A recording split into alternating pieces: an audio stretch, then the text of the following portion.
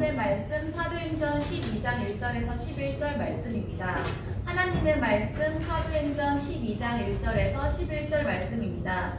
그때 헤롯 왕이 손을 들어 교회 중에서 몇 사람을 해하려 하여 요한의 형제 야고보를 칼로 죽이니 유대인들이 이 일을 기뻐하는 것을 보고 베드로도 잡으려 할세 때는 무교절 기간이라. 잡음에 옥에 가두어 군인 넷씩이 네페에게 맡겨 지키고 6월절 후에 백성 앞에 끌어내고자 하더라.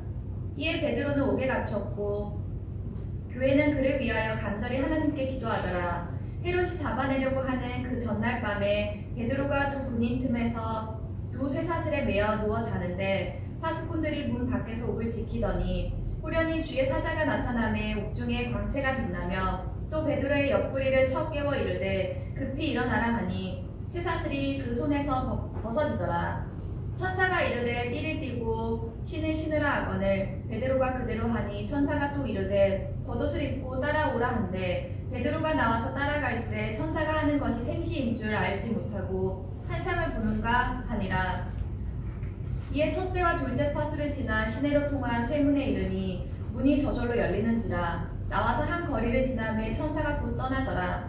이에 베드로가 정신이 들어 주께 이르되 내가 이제야 참으로 주께서 그의 천사를 보내어 나를 헤롯의 손과 유대 백성의 모든 기대에서 벗어나게 하신 줄 알겠노라 하여.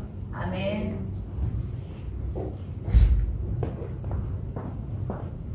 저는 오늘 본문 말씀을 가지고 예수 방향으로 나아가라 라는 제목으로 말씀을 나누고자 합니다. 신앙생활을 하면서 하면 할수록 참 신앙생활이라는 것이 어렵다라는 생각이 듭니다. 처음에는 멋모르고 단순하게 생각할 수 있습니다. 그러나 신앙생활은 하면 할수록 쉽지 않습니다. 여러분 인생의 가장 중요한 것은 하나님을 알아가는 것이에요. 목회자로서 하나님 말씀을 준비하고 또 말씀을 또 이렇게 전하고 하면서 늘 느끼는 것은 뭐냐면 하나님의 말씀대로 살아가는 것이 어렵다. 왜 어려운가 하면 우리의 본성이 하나님의 방향에 반대로 자꾸 가려고 해요. 세상으로 가려고 하고 그렇기 때문에 어렵습니다. 여러분 예를 들면 하나님께서 성경 가운데 약속하고 말하고자 하는 것 중에 대부분은 본질은 여러분 뭘 것 같아요? 우리에게 원하는 것은 하나님께서 내세의 축복을 말씀하세요. 근데 우리는 늘 어떻게 해요? 현재 지금 눈에 보이는 게 중요해요. 그러니까 하나님 내가 지금 먹고 마시고 지금 입고 내가 현재 하나님 복을 누리고 싶은 거예요. 지금 부유하고 싶고 지금 명성을 얻고 싶고 지금 권력을 갖고 싶은 거예요. 근데 하나님께서 말씀하시고자 하는 건 뭐냐면 우리의 영원한 나라의 복을 얘기하고 있어요. 이 땅에서 살아가는 삶이 그러면 지지리도 궁상맞고 어렵고 힘들고 늘 찌들려서 살아가라는 얘기냐? 그 말이 아니에요. 어쩌면 그 부분은 자연 법칙에 더 맞아요. 콩 심은 데 콩 나고 밭 심은 데 밭 납니다. 열심히 살고 성실하게 살고 정직하게 사는 사람들에게 기회가 더 많이 주어지죠. 근데 그 기회조차도 빼앗기고 훔치고 속입니다. 불공평한 일들, 늘 억울한 일들이 우리 주변에 일어납니다. 그것도 불확실해요. 그러나 중요한 건 뭐냐면 하나님께서 우리에게 약속하신 것은 내세적인 복이에요. 이 땅에서 힘을 갖는 것이 아닌데 우리에게 뭐예요? 늘 지금 눈에 보이는 현실 속에서 힘을 갖기를 원하니까 그걸 얘기하니까 이게 인간이 갈등이 생기는 거예요. 아닌 것 같은 거예요. 부정하고 싶은 거예요. 그렇지 않습니까? 만약에 기독교가 이 땅에서 잘 먹고 잘 사는 것이었다면 힘을 갖는 거였다면 예수님은 그렇게 돌아가시면 안 됐죠. 그렇지 않습니까? 십자가로 가시면 안 된 거예요. 왕궁으로 가셨어야 돼요. 그리고 제자들은 그렇게 허무하게 죽어서는 안 되는 거예요. 오늘 본문의 얘기처럼. 그리고 교회는 예수님을 중심으로 힘을 가져야지 예루살렘의 변방으로 이렇게 흩어지면 안 되는 거였어요. 근데 우리는 늘 그러길 바라고 거기에 때를 쓰고 믿음이라는 걸 동원합니다. 하나님 앞에 생때를 쓰는 거예요. 하나님, 그것을 믿음이라고 생각을 하는 거예요. 붙잡고 외치면 하나님이 무조건 기적을 베풀어 줄 거라고 착각을 하는 거예요. 베드로가 여기서 옥문에서 나오고 난 다음에 그가 강장으로 뛰어가서 간증 집회를 연 게 아니라 호련히 사라졌다고. 우리가 알아야 될 것은 뭐냐면 하나님께서 이 땅에서 삶은 잠깐이다. 여러분 가치관으로 가지셔야 돼요. 이 땅에서 삶은 눈 깜짝할 새에 지나간다. 너희에게 줄 것은 영원한 나라예요. 영원한 나라. 그 땅에서 영원한 나라에서 왕노릇하는 거예요. 하나님과 함께 영원히 사는 거예요. 거기에 비하면 이 땅에서의 삶은 눈 깜짝할 사이에 지나가요. 이 땅에서 여러분이 성실하게 살아가는 거, 하나님께서는 성실하기를 원합니다. 직장 생활에서 최선을 다하기를 원하고, 그곳에서 하나님이 전문성을 발휘하기를 원하고, 여러분이 가족과 함께 맛있는 음식을 먹고 좋은 대화를 나누고 영화 한 편을 보고 그것에 대해서 뭐라고 하시는 게 아니에요. 누리고 충분히 여유를 갖고 커피 한 잔을 마시면서 대화를 나눌 수 있죠. 그것이 죄가 아니냐 죄라는 얘기가 아니라 여러분의 삶의 우선순위를 거기에 두는 게 아니에요. 그것들은 다 지나가는 것들이라고. 이해가 되십니까? 여러분, 나무를 여러분 보세요. 나무를 관찰해 보세요. 나무를 보면 너무 신기해요. 나무를 이렇게 바라보면 나무는 다 어때요? 하늘을 향해서 가지를 뻗어요. 왜 그럴까요? 햇빛이 거기 있기 때문에 그래요. 다 하늘을 향해서 나무는 가지를 뻗어요. 자연은 그래요. 하나님의 자녀들은 하나님의 형상으로 지어졌어요. 그럼 어디를 향해서 우리가 나아가야 될까요? 예수 방향으로 가야 돼요. 그래야 우리의 인생의 결론이 승리로 끝납니다. 우리의 방향이 어디로 가느냐? 우리의 인생의 도시, 우리의 배가 마지막에 천국이라는 항구에 다다라야 돼요. 천국이라는 항구. 그런데 이 돛을 올려서 가잖아요. 이 항구가. 어쩔 땐 역풍이 불기도 하고, 어쩔 때는 순풍이 불어요. 역풍이 불고 순풍이 불어요. 그게 중요한 게 아니라고. 중요한 게 뭐죠? 돛이라고. 바람은 일정하게 한 방향으로 부는데 어떤 배는 서쪽으로 가고 어떤 배는 동쪽으로 간다고요. 왜 그럴까요? 중요한 것은 따라합시다. 바람이 방향을 결정하는 게 아니라 도시 방향을 결정한다. 믿습니까? 여러분, 우리의 인생을 결정하는 것은 바람이 아니에요. 바람이. 한란이나 역경이나 폭풍이 아니라고요. 우리의 인생을 결정하는 것은 닷을 어디로 향하느냐가 우리의 인생을 결정한다고. 내가 어디에 서 있느냐가 중요한 게 아니라 내가 어느 방향으로 가느냐가 중요해요. 많은 사람들은 돛을 내리는데 어디에 내리냐면 부, 명예, 권력에 자기의 인생의 돛을 내린다. 부를 추구하는 게 전 인생의 목표예요.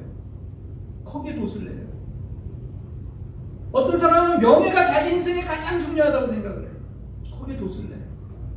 우리는 하나님의 형상으로 지어진 저와 여러분은 하나님께 그 돛을 내려야 돼요. 그랬을 때 여러분의 인생의 방향이 정말 결론이 천국의 항구에 도달할 수 있는 거예요. 그래서 사도 바울은 뭐라고 얘기하냐면 고린도전서 12장에 이렇게 2장 2절에 이렇게 얘기합니다. 내가 너희 중에서 예수 그리스도의 십자가에 못 박히신 것 외에는 아무것도 자랑하지 않기로 결정하노라. 사도 바울이요, 아주 그냥 강하다고 할 만한 이런 고백을 해요. 왜 그랬을까요? 지나친 고백을 해요. 근데 그 얘기는 지나친 게 아니었어요. 그는 가말리엘 문행생이었고 최고의 학부를 자랑하는 자였어요. 로마 시민권이었고 유대인이었어요. 그랬던 그가 지식이 부족했을까요? 그가 명성이 부족했을까요? 그렇지 않아요. 근데 그가 가졌던 모든 것을 뭐라고 얘기한다고요? 십자가 외에는 아무것도 자랑하지 않기로, 알아가지 않기로 결정했다. 지나치다 싶은 이런 고백을 합니다. 여러분, 교회가 이 땅에 존재하는 것은, 저와 여러분이 이 땅에 존재하는 것은 예수 방향으로 가게 위한 거예요. 그러기 위해서 우리는 존재하는 것입니다. 우리 자녀가 그랬으면 좋겠어요. 당대의 최고의 권위자, 천재 수학자가 있었는데 피타고라스. 들어보셨죠? 그 사람의 제자 중에 플라톤, 소크라테스 이런 걸쭉한 제자들이 있어요. 아리스토텔레스라는 당대의 유명한 철학자들을 기원했죠. 그랬던 수학자 피타고라스가 전 세계를 다녔어요. 천재 수학자였어요. 그가 지식이 부족했겠어요? 똑똑한 사람이었죠. 근데 그 사람이 인간을 세 가지로 분류를 합니다. 자의적인 분류예요. 그렇기 때문에 반드시 맞는 건 아니에요. 그냥 임의적으로 필요에 따라 그냥 분류한 거예요. 더 많겠죠?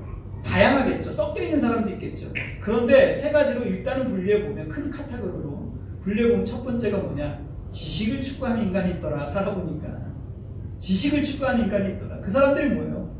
과학자, 수학자, 어떤 그런 교수, 학자, 법률가 이런 사람들이죠. 그러니까 그런 사람들의 분류가 있더라. 지식을 추구하는, 무엇보다 먹고 사는 문제보다 더 중요한 거예요. 그게. 또 하나는 뭐예요? 명예를 추구하는 자들이 있더라. 명예. 정치가라든지 예술가라든지 연예인, 지금은 말하면 어떤 자신의 명예가 먹고 사는 문제보다 더 중요한 거예요. 그 명예를 얻기 위해서. 근데 뭐 물론 겹쳐 있겠지만 또 한 분류가 뭐예요? 또 한 분류는 이윤을 추구하는 사람, 소득을 추구하는 사람들이 있더라. 법적이든 합법적이든 불법을 가리지 않고 자기의 인생의 목표를 소득을 추구하는 것에 두고 살아가는 사람이 있는 거예요. 늘 자나깨나 먹고 마시는 모든 것이 소득을 추구하는 사람도 있더라. 부동산을 하는 사람들은 자고 일어나면 부동산만 신경을 쓰겠죠. 주식을 하는 사람들은 자고 일어나면 주식만 보겠죠. 그러니까 소득을 추구하는 사람들이 있는 거예요. 또 한 사람은 어떤 사람이 있어요. 근데 세 분류가 있다고 얘기하는데 엄밀히 따지면 더 있죠. 그 당시에도 있었고 지금도 있었고 두 분류가 더 있어요. 보면 지금 생각해보면 뭐가 있냐면 아무것도 추구하지 않는 사람. 그런 사람은 뭐예요? 말하자면 식물인간이에요. 식물인간. 그냥 본능에 따라 살아가는 거예요. 먹고 마시고 자연주의. 19세기에 가장 많이 일어났던 그 세계관이 뭐예요? 자연주의 세계관. 지금은 초자연주의. 슈퍼맨. 인간이 신이 될 수 있다. 이런 시대에 살잖아요. 그냥 먹고 마고 본능대로 살아가는 거예요. 바람 부는 대로. 그냥 떠내려가듯이. 뭐 이렇게 어렵게 살아. 그런 사람들이 있는 거예요. 근데 대부분이 거기에 속해요. 근데 우리는 바람 부는 대로 살아가는 자가 아니라 어디더라고요? 예수의 방향으로 돛을 내리는 사람들이에요. 역행하더라도. 세상을 거스리더라도. 이해가 되십니까? 또 한 분류가 뭐냐면 예수님을 추구하는 사람이에요. 자신의 존재 의미를 하나님께 두는 사람이 있어요. 나의 존재 의미, 살아가는 의미를. 하나님 앞에서 목마른 사람이 있다. 하나님이 막 갈증이 느껴지고 무엇을 하든지 먹고 마시는든지 무엇을 하든지 내 마음속에 늘 하나님이 추구하는 거예요. 먹고 마시는 게 중요하지 않다고 얘기하는 게 아니에요. 자녀를 기르고 자녀를 양육하고 학교를 다니는 게 중요하지 않다고 얘기하는 거예요. 그것은 하나의 흘러가는 과정이고 그 삶을 움직이는 핵심은 뭐예요? 하나님을 추구하는 거예요. 그런 사람들입니다. 그러한 하나님에 대한 사랑을 물을 뿌린다고 끌 수 없고 홍수가 나도 침몰하지 않는 그 하나님에 대한 추구, 이 사람이 또한 있는 거예요. 여러분은 어떤 종류의 사람입니까? 여러분의 마음속에 하나님이 하나님을 향한 그런 간절한 사랑의 마음을 집어넣으셨어요. 그게 하나님의 형상으로 지어진 하나님의 자녀예요. 무엇을 하든지 자나깨나 여러분의 마음 가운데 중심에 하나님을 향한 이 추구하는 마음이 있습니까? 오늘 교회는 하나님을 향해서 이 돛을 내리고 그 방향으로 나아갔어. 항해를 했다. 초대교회 때 엄청난 핍박이 불어닥쳤어요. 11장에 보면 이렇게 얘기합니다. 28절에 보겠습니다. 아가보라 하는 한 사람이 일어나 성령으로 말하되 천하에 큰 흉년이 들리라 하더니 글라우디오 때에 그렇게 되니라. 제자들이 각각 그 힘대로 유대에 사는 형제들에게 부조를 보내기로 작정하고 이를 실행하여 바나바와 사울의 손으로 장로들에게 보내니라. 그때 헤롯 왕이 손을 들어 교회 중에서 몇 사람을 해하려 하여 요한의 형제 야고보를 칼로 죽이고. 예수님의 방향으로 가는 사람들의 특징은 뭐라고요? 나누는 삶을 살아가요. 여기 보니까 천하에 뭐가 들었어요? 큰 흉년이 일어나요. 흉년이 들어요. 그래서 아가보라는 성령이 충만한 제자가 이것을 알고 그 교회가 어떻게 합니까? 힘이 닿는 대로 부조를 준비해서 최선을 다해서 부조를 준비해서 바나바 사울을 통해서 예루살렘 교회를 보내요. 그때 헤롯은 어떻게 했다고요? 요한의 형제 야고보를 교회를 해하게 해서 죽여요. 이런 일들이 일어나는 거예요. 여러분 생각해 보십시오. 초대교회 안에 큰 흉년, 전 세계적인 흉년이 드는 거예요. 지금 말하면 뭐예요? 지금 팬데믹 시대예요. 예기치 못한 흉년이 우리 안에 불어닥쳤어요. 코로나 바이러스가 창궐을 하면서 많은 사람들이 도산을 해요. 전 지구가 지금 혼란에 빠졌어요. 또 새로운 변이 오미크론이 일어나가지고 미래가 불확실해지고 연말 연시가 기쁨이 아니라 오히려 슬픔의 연말 연시가 된 사람이 얼마나 많습니까? 자영업자들은 도산을 하고 폐업을 하고 많은 사람들이 길거리에 내어앉고 난민들은 나라를 잃어버리고 지금 전 세계적으로 혼란 속에 있습니다.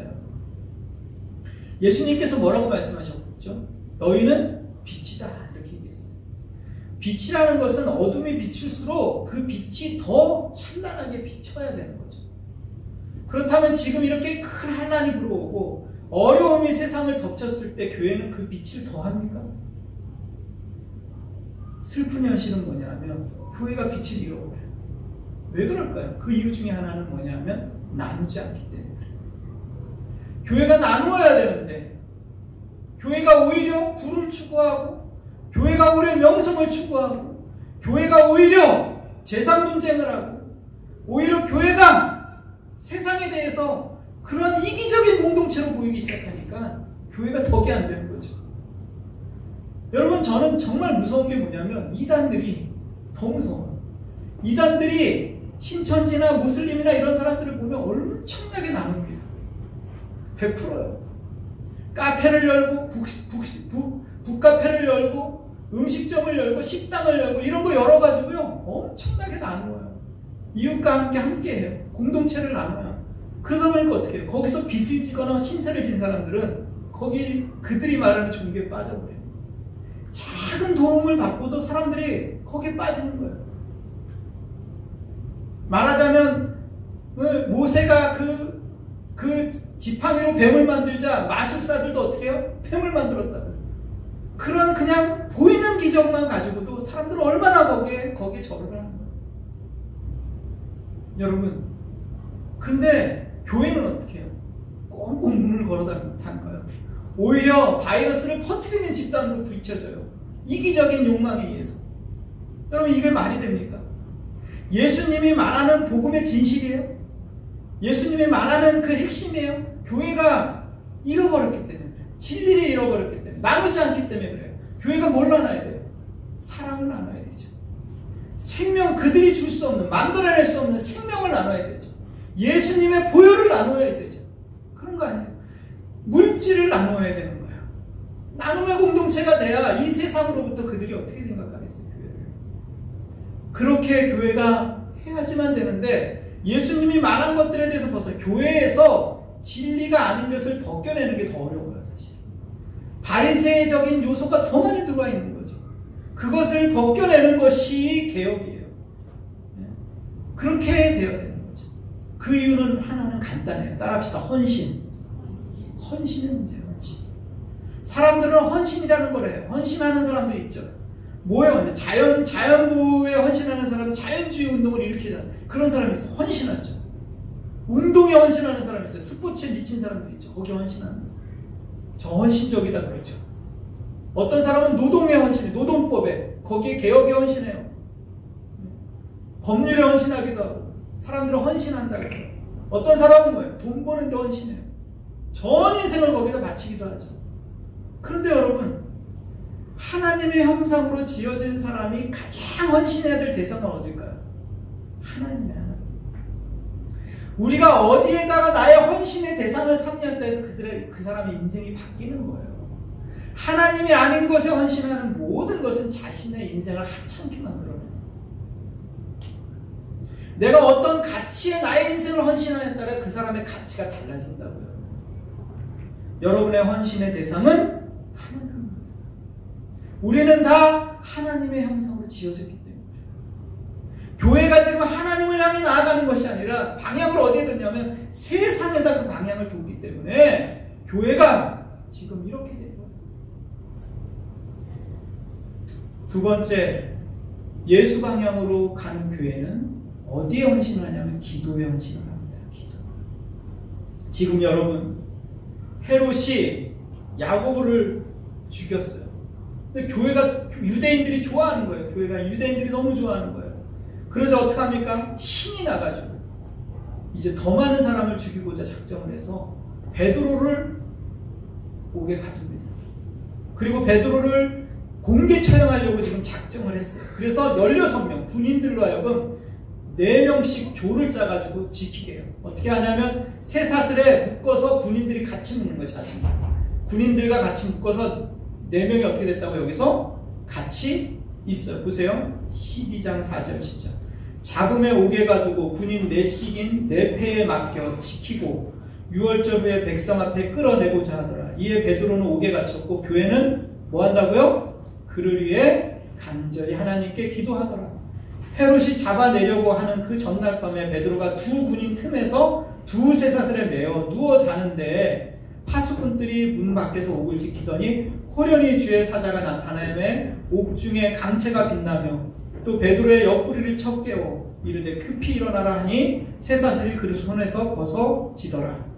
천사가 이르되 띠를 띠고 신을 하거늘 베드로가 그대로 하니 천사가 또 이르되 겉옷을 입고 따라오라 하는데 베드로가 나와서 따라갈새 천사가 하는 것이 생시인 줄 알지 못하고 환상을 보는 거 아니에요.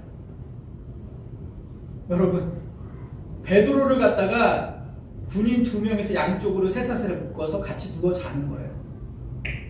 기가 막히죠. 그리고 밖에서 뭐예요? 옥문을 또 다른 사람들이 파수꾼이 지켜요. 이 정도면 철통보안이에요. 철통보안. 여러분, 베드로 대단한 거 아닙니까? 이제 공개 처형하는 거예요. 그 다음날. 근데 뭐 했다고요? 잠을 잤다고. 천사가 옆구리로 와서 칠 정도로 잠을 자요. 태평성대요. 이 믿음이 어디서 나왔을까요? 여러분 그러겠습니까? 여러분, 베드로는 하나님에 대한 신뢰함이 있었던 거예요. 죽어도 하나님 나라, 살으면 하나님께 영광. 사나 죽으나 이 땅에 닷을 둔 자가 아니에요. 그가 예수를 향해 방향에 닷을 뒀기 때문에 이 땅에서는 잠깐 살다 가는 세상에 사명을 이루다 가는 거예요. 여러분의 나라는 어디라고요? 천국이라고요. 우리가 왜 자꾸 연민이 들고 우울증이 들고 낙담이 들고 좌절이 되는지 아세요? 세상에 닷을 내려서 그래요. 내 영혼아, 너의 닷을 예수님께 돌아 선포해야 되는 거예요. 세상에 자꾸 닷을 내리니까 자꾸 우울해지는 거예요. 우울해지는 거예요. 왜? 내가 가진 게 없는 것 같아. 내가 얻는 게 없는 것 같아. 여러분, 하나님께 닷을 주시고. 여기 말하는 게 뭐냐 하면은 베드로가 누워서 잤어요. 그리고 얼마나 웃기냐 하면 여러분, 천사가 와가지고 옆구리를 쳐서 깨워요. 그리고 베드로에게 뭐 하냐 하면은 신을 신어라, 띠를 띠어라, 띠를 매라, 겉옷을 입어라, 따라와라. 뭐 하는 거죠? 너무 구체적이에요. 너무 구체적이에요. 지금 이런 일들이 일어나고 있어요. 뭐 할 때? 교회가 기도할 때. 교회가 베드로가 갇혔다는 얘기를 듣고선 교회가 마가의 집에 모였어요. 마리아의 집에. 마리아는 누구예요, 여기? 요한의 어머니 마리아. 그 뭐예요? 야고보. 아들이 죽었어요, 아들이 얼마 전에 헤롯에 의해서 죽었단 말이에요. 아들이 죽었는데 어머니가 땅을 치고 통곡하면서 엎드려서 지금 좌절하고 입을 덮어서 싸고 있어요? 그러지 않았어요. 아들은 죽어서 천국에 간 걸 알아요.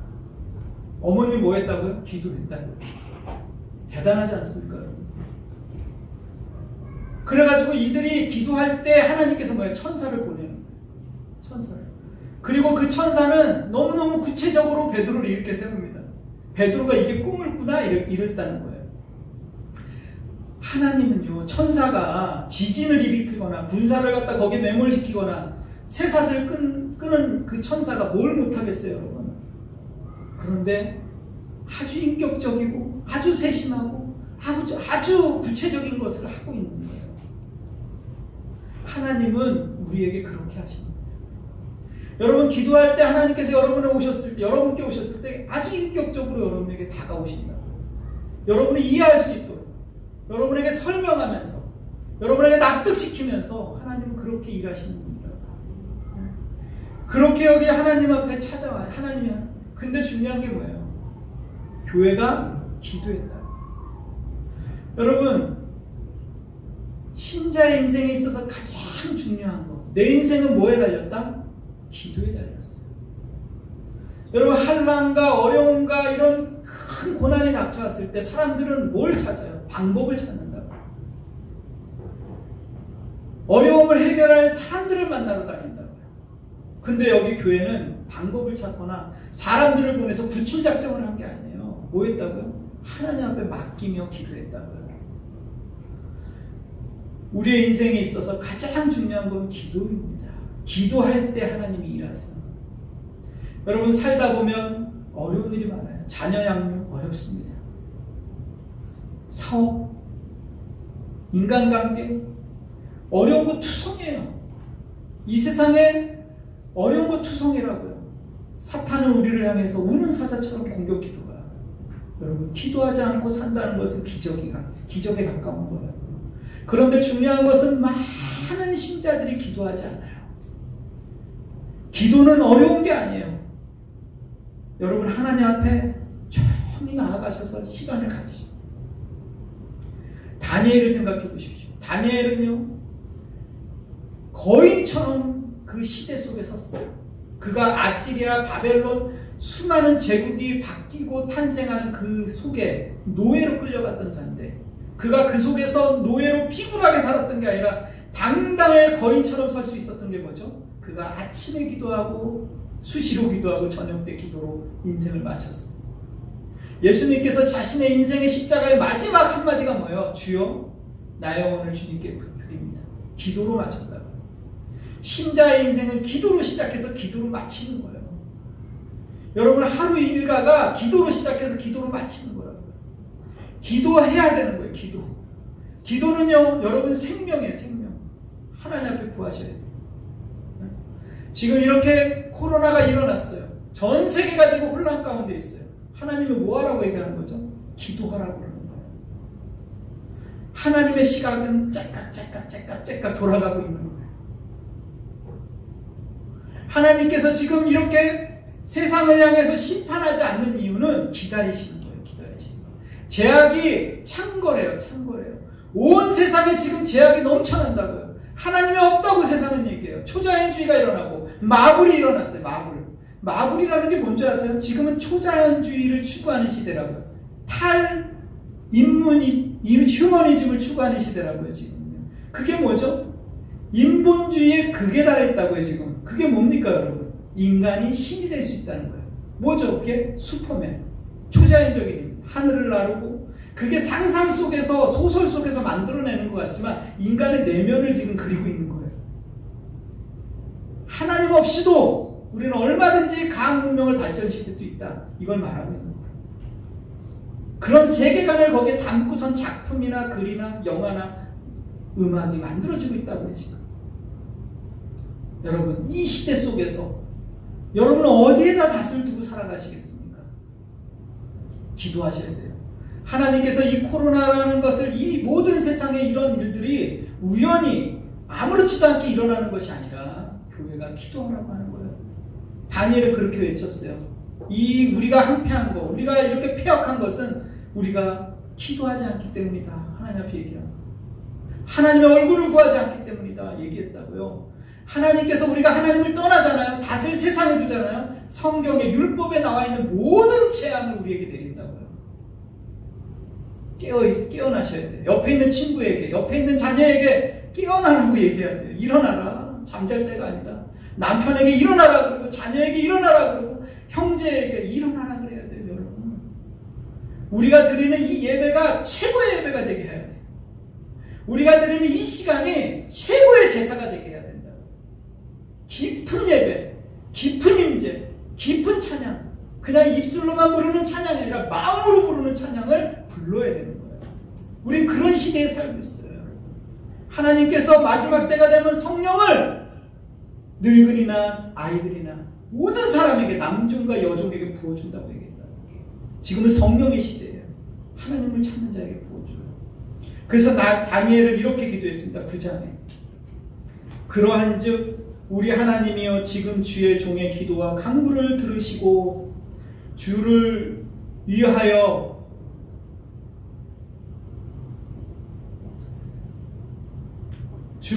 주의 얼굴빛을 주의 한패한 성소에 비추소서.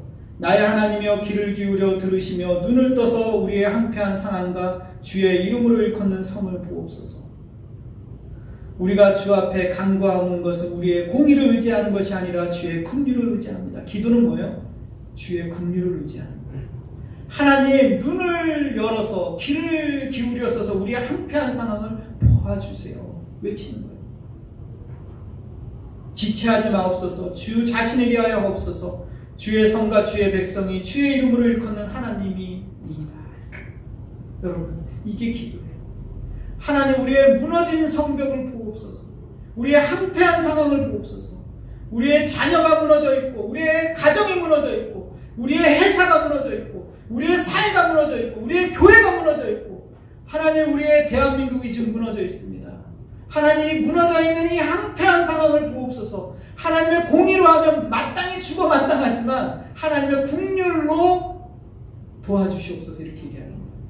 하나님의 공의를 행하면 살아남을 자가 없는 거죠. 우리의 죄악 때문에.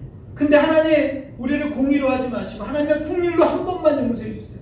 하나님의 얼굴빛을 비춰주세요. 하고 지금 기도하고 있다고요. 여러분, 우리가 교회가 하나님을 향했다는 증거는 뭐라고요? 기도하는 거예요. 기도하는 거예요. 자, 우리 결론을 맺습니다. 하나님을 구하는 자가 됩시다. 여러분, 하나님을 구합시다. 하나님께 헌신합시다.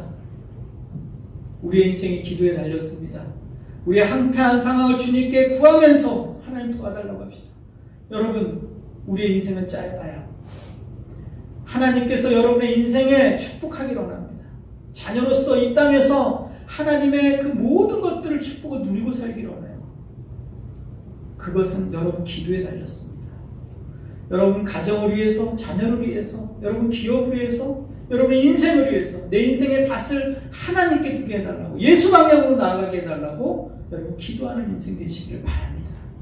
우리 함께 기도하시고 찬양하겠습니다. 여러분 기도하시기 바랍니다. 하나님, 내가 하나님께 속하기를 원합니다. 하나님께 속한 삶이 되기를 원합니다. 기도하시기 바랍니다. 하나님, 우리가 전심으로 주님께 속한 삶을 살기를 원합니다.